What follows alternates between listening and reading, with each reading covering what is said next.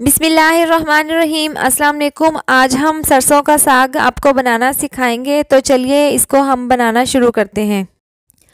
आज हम बहुत ही मज़ेदार सरसों का साग प्रेशर कुकर में आपको बनाना सिखाएंगे, जो बहुत ही आसानी के साथ बनकर तैयार हो जाता है। आपको घंटों इस पर मेहनत करने की ज़रूरत नहीं है। तो इसको बनाने के लिए हमने यहाँ पर साग लिया है 2 किलो और पालक हमने ली है 1.5 किलो। इन दोनों को हमने अच्छे से बारीक काट लिया है और खुले पानी में हमने अच्छे से इसको धो लिया है और इसको हमने छलनों में निकाल लिया है। इसके बाद हम इसको बनाना शुरू करते हैं। इसके बाद हम यहाँ पर प्रेशर कुकर ले लेंगे और उसमें हम डाल देंगे साग। इस तरह से छलने वाला सारा साग हम प्रेशर कुकर में डाल देंगे। तमाम साग प्रेशर कुकर में डालने के बाद हम पालक इसके ऊपर डाल देंगे और हम इसको हल्के से हाथों से दबाकर साग को नीचे कर लेंगे और तमाम जो पालक है वो भी हम इसमें डाल देंगे। प्रेशर कुकर में बहुत ही जल्दी साग बनकर तैयार हो जाता है और बहुत ही ज़्यादा मज़ेदार बनता है। इस तरीके से हम हल्का सा हाथों से दबाकर इसको नीचे कर लेंगे और तमाम पालक हम कुकर में डाल देंगे और इसके बाद हम चूल्हे पर कुकर को रख देंगे। प्रेशर कुकर को हमने चूल्हे पर रख दिए है और गैस हमने ऑन कर दिया है। तेज़ आंच पर हम इसको इसी तरह से कवर किए बगैर पकाएंगे और जब 5 मिनट के बाद ये साग थोड़ा सा नीचे हो जाएगा तो उसके बाद हम इसको ढककर पका लेंगे। साग को पकते हुए 5 मिनट हो चुके हैं। आप देख सकते हैं कि ये थोड़ा सा नीचे हो चुका है, तो इसको हम थोड़ा सा हिला लेंगे और इसको हम 2 से 3 मिनट तक और पका लेंगे ताकि ये मज़ीद थोड़ा सा नीचे हो जाए। साग तेज़ आंच पर अच्छे से पक रहा है, तो इसके साथ हम इसमें लहसुन और सब्ज़ मिर्चें डाल देंगे। लहसुन के हमने 20 अदद जवे लिए हैं वो इसमें डाल देंगे और इसके साथ सब्ज़ मिर्चें हमने काफ़ी सारी ली हैं वो हम इसमें डाल देंगे। साग में हमें सब्ज़ मिर्चें बहुत ही ज़्यादा पसंद हैं, इसलिए हमने ज़्यादा सारी डाली हैं। अगर आप मिर्चें कम पसंद करते हैं तो आप कम भी डाल सकते हैं, अगर आपको ज़्यादा पसंद है तो आप ज़्यादा भी डाल सकते हैं। और आप देख सकते हैं यहाँ पर साग काफ़ी हद तक नीचे जा चुके हैं, तो हम इसको थोड़ा सा नीचे से हिला लेंगे। हिलाने के बाद हम इसको कवर करके 10 मिनट के लिए पका लेंगे और इसमें हम पानी नहीं डालेंगे क्योंकि साग ने पहले ही पानी काफ़ी छोड़ दिया है। तो इसके साथ ही हम इसको हल्का सा इस तरह से नीचे से हिलाकर इसको कवर करके 10 मिनट के लिए पका लेंगे। साग को पकते हुए प्रेशर कुकर में 10 मिनट हो चुके हैं, तो इसके बाद हम प्रेशर कुकर की जो सीटी है इसको उतार देंगे और इसका गैस जब अच्छे से निकल जाएगा इसके बाद हम इसको खोलकर चेक कर लेंगे। तो यहाँ पर हम प्रेशर कुकर का ढक्कन खोलकर चेक कर लेते हैं कि साग गल चुका है। तो यहाँ पर आप देख सकते हैं कि साग अच्छे से गल चुके हैं। हमें इसी पोजीशन का साग चाहिए था, तो इस पॉइंट पर आकर आप इसको ग्राइंड भी कर सकते हैं, लेकिन हम हाथों की मदद से ही इसको बनाएंगे। यहाँ पर आँच हम नीचे से स्लो कर देंगे और आपको यहाँ पर थोड़ा सा पानी नज़र आ रहा होगा, तो हम इसकी मदद से हम साग को घोट लेंगे। तो यहाँ पर थोड़ी सी मेहनत करने की ज़रूरत है, तो हम इसको इसकी मदद से अच्छे से घोट लेंगे।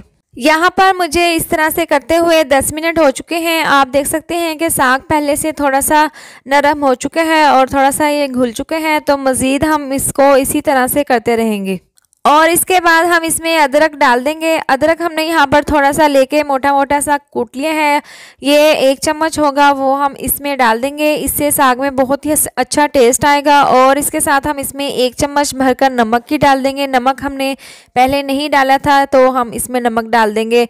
और आधी चम्मच हम इसमें कुटी हुई लाल मिर्च डाल देंगे, इससे भी टेस्ट बहुत ही अच्छा आएगा। ये तमाम चीज़ें डालने के बाद हम इसको दोबारा से इस घोटने की मदद से इसको हम साग को बारीक कर लेंगे। यहाँ पर साग काफ़ी हद तक बारीक हो चुका है, तो हमें यहाँ इसको इस तरह से करते हुए 20 मिनट हो चुके हैं, तो मज़ीद हमने इसको और बारीक कर लेना है। यहाँ पर आप साग को चेक कर सकते हैं कि ये बहुत ही ज़बरदस्त तरीके से हमने घोट लिया है। और आप जब भी प्रेशर कुकर में इसको पकाएं तो आप ध्यान से पकाएं कि साग आप ज़्यादा नहीं गलाएं और इसी तरीके से आप पकाएं तो आपका साग पतला बिल्कुल नहीं बनेगा। तो इस पॉइंट पर आकर हम इसमें थोड़ी सी दही और बेसन शामिल करेंगे। यहाँ पर हमने दही ली है 4 चम्मच और 4 चम्मच हमने बेसन लिया है। इन दोनों को हम ग्राइंड कर लेंगे और इसको हम साग में डाल देंगे। इसके बाद हम दही और बेसन का जो मिक्सचर हमने बनाया था वो हम साग में डाल देंगे और इसको हम अच्छे से मिक्स कर लेंगे। और आंच हमने नीचे से स्लो कर रखी है, स्लो आंच पर हम इसको अच्छे से मिक्स कर लेंगे और इसको 2 से 3 मिनट तक हम पका लेंगे। इससे दही और बेसन से बहुत ही ज़बरदस्त टेस्ट आता है। आप इसमें आटा भी डाल सकते हैं, लेकिन हम यहाँ पर बेसन और दही शामिल करेंगे, इससे साग बहुत ही ज़्यादा टेस्टफुल बनता है। बेसन और दही डालने के बाद हमने इसको अच्छे से मिक्स कर लिया था। मिक्स करने के बाद हमने इसको 2 से 3 मिनट तक पका लिया है और ये अच्छे से पककर तैयार है। तो इसको हम रख लेंगे एक साइड पर। एक साइड पर रखने के बाद हम साग का तड़का तैयार कर लेंगे। साग में तड़का लगाने के लिए हमने चूल्हे पर पैन रख दिया है और उसमें हम डाल देंगे देसी घी। देसी घी हमने यहाँ पर भरकर 3 चम्मच लिए हैं, पैन में डाल देंगे और इसको हम अच्छे से गर्म कर लेंगे। देसी घी यहाँ पर गर्म हो चुका है, तो इसके साथ हम इसमें लहसुन के जोड़े डाल देंगे, जिनको हमने बारीक काट लिया है। इसको डालने के बाद हम इसको हल्का सा लाइट ब्राउन कर लेंगे।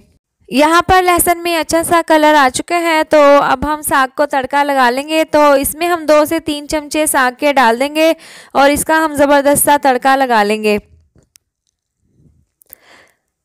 ये माशाल्लाह से बहुत ही ज़बरदस्त, बहुत ही टेस्टी साग बनकर तैयार हुआ है और आप देख सकते हैं कि हमने बहुत ही जल्दी से इसको बनाया है और ये बहुत ही ज़्यादा मज़ेदार बना है।